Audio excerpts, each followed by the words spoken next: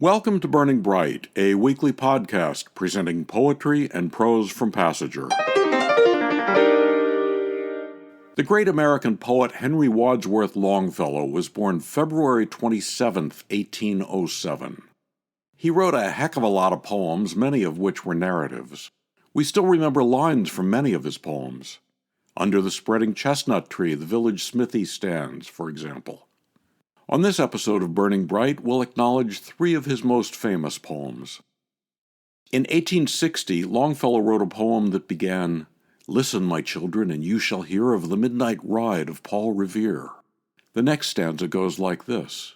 He said to his friend, "If the British march by land or sea from the town tonight, hang a lantern aloft in the belfry arch of the North Church Tower as a signal light, one if by land and two if by sea.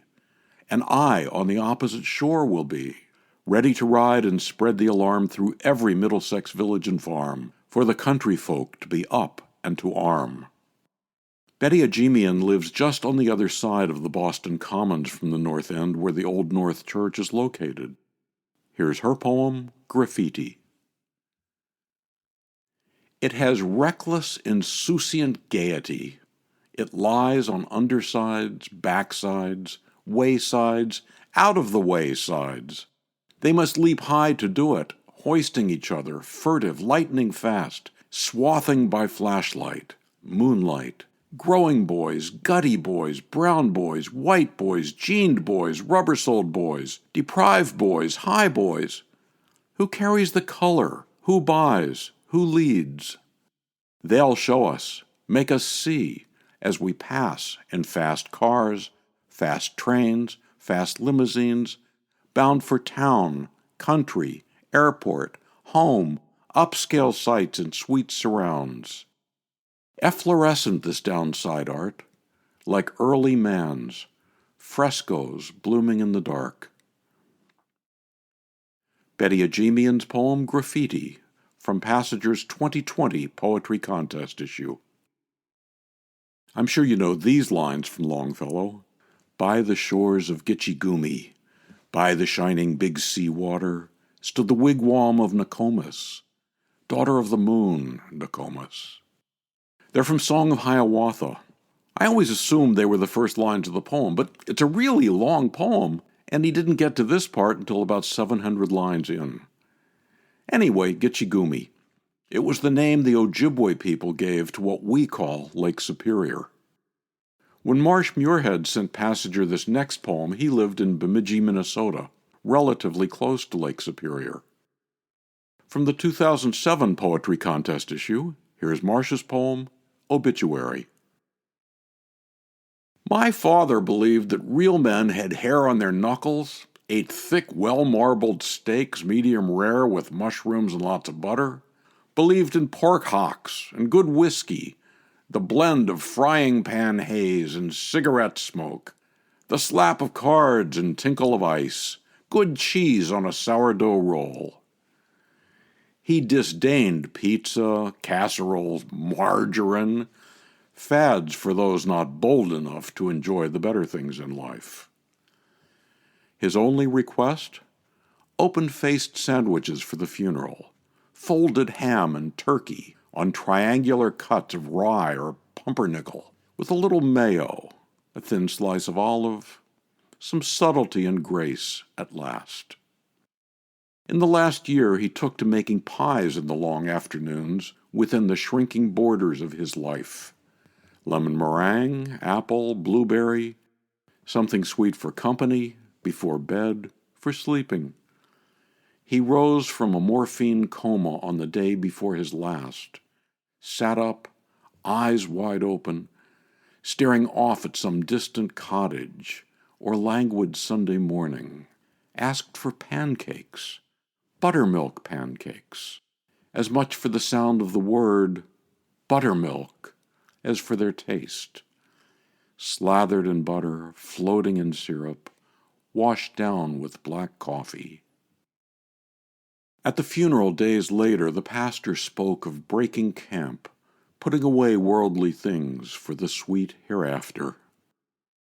And in the fellowship hall, sweet bars and weak Lutheran coffee.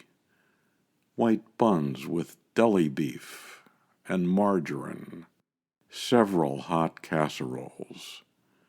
Nothing cut fancy or folded, nothing he might have asked for. Obituary, Marsh, Muirhead.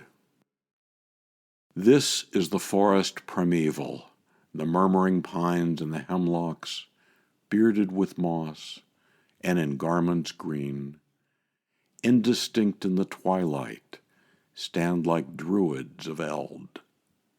That's how the poem Evangeline opens.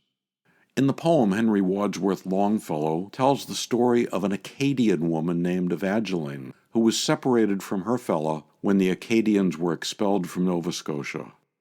The Acadians eventually wound up in Louisiana, where the word Acadian morphed to Cadian and then Cajun. Here's a poem by Louisianan Alice Weiss, Civil War, Japan, 1331, Fleeing Woman. The road at night's a river in full melt, crashing against boulders and swirling apart, shoulders, legs, children, bones, carts tipping, tilting. Rice and hemp spill out. I tuck in, small, bulbous, scooting.